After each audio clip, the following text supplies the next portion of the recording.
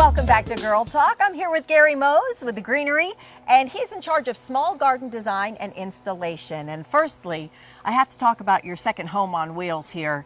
You can't miss you coming down the street. I actually followed him here to this home location on the island, and there was no mistaking that I was following the right guy. I am pretty conspicuous around town.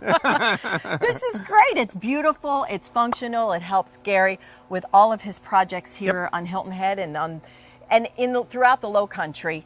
Let's talk a little bit about small garden design and installation and what you've done here at this home on Hilton Head. Okay, Debbie, this is, I think, a little bit different venue than people are normally see me at. Normally you see me at a small entryway, you see me doing a few pots here and there.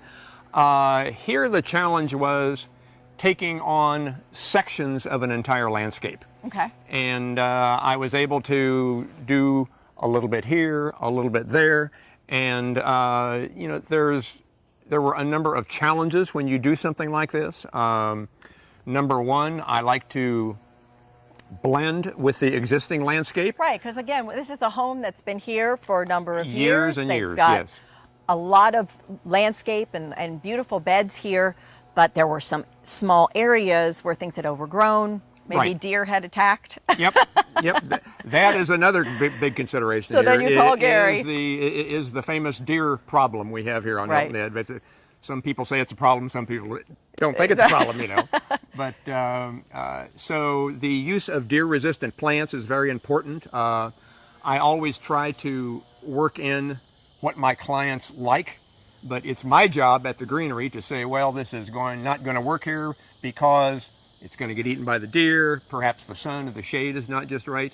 But still, that's one of my big considerations is if somebody has favorite plants that they want to use or something like Well, that. it was nice because when I pulled in, it looks gorgeous, but the new areas weren't conspicuous. Right. So again, it's your job and a job done well because you've blended what was new with what was already here. I'd like to, we talked a little off camera before starting to film, and you'd said that you had that consultation with the homeowner and really got their feedback as far as what plants that are here that they really like, and then you tried to kind of pepper those into the new areas so that there was again some consistency and taking into consideration some of the other challenges, like you said, deer and weather and irrigation and such. But it's really a partnership with the homeowner from the get-go. I mean, absolutely. I mean, one of my clients here, one of her first things that she said, obviously, that she did want it deer resistant, but she had a couple of favorite plants. One of them happens to be the Nandina that we'll see here, which is a dwarf bamboo, you know, which is very nice out in the sunshine. I tried to repeat them in a few different areas around here. They're deer resistant. They don't need a lot of water. I mean, you just can't beat it, you know. So and you've introduced some new plants to the homeowner as well, and to us as well. Yep. Tell us about what you've got going on in the backyard. Yeah, I guess from this standpoint, to me, a lot of people come to me and say, I want a tropical landscape. Okay, this to me is a nice low country landscape. We have a beautiful venue with the marsh and back and everything. It's gorgeous. But it's not necessarily conducive to a bunch of really big leaf tropical type of plants. Right. So I introduced one of my new favorites here, in the shade, by the way. It is deer resistant. It likes the shade. It doesn't like a lot of water. And it's a mouthful to say. It's called Sarcococca. All right. And it has little white flowers on it. It has red berries in the fall.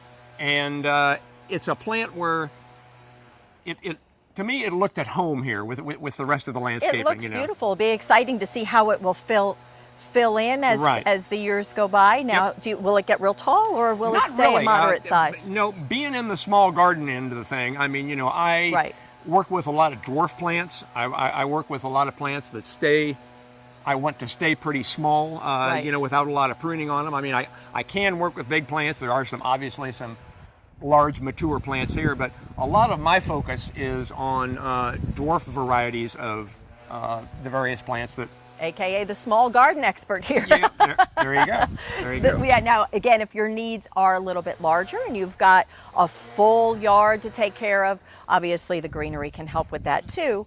But again, for this, the smaller beds and smaller areas, just like this, and it sounded like the homeowner started with one area, and then as you were here, it kind of evolved. That's exactly what happened. Over here? What about over here? We like that one out there, and she goes, well, I want you to take a look at this one, And I mean, along with that, I mean, it's important to everybody, but we're not paying for everything at the same time. We're doing. Great point. We might have a bunch of little sections here for several $100s a piece rather than plunking down a whole lot of money from the from the start. That's a great way to do it and as well. Also, sometimes it's a little bit easier. I mean, I can come up with a plan, or the Greenery can come up with a plan for the whole yard. But sometimes when you're doing in sections, it's nice to get something in and say, well, I like that, and then, well, maybe we want to repeat a little bit of that over here. It's like painting a picture, Exactly. Just seeing a little part of it and then moving on. One more thing before we close, I want to talk quickly about irrigation, because again, not something necessarily that you do, but with the help of other departments at the Greenery, when you put in these new beds or change things around, sometimes the irrigation needs to be looked at least, and assessed. Important to look at your new beds and see if your existing irrigation needs to be tweaked a little bit.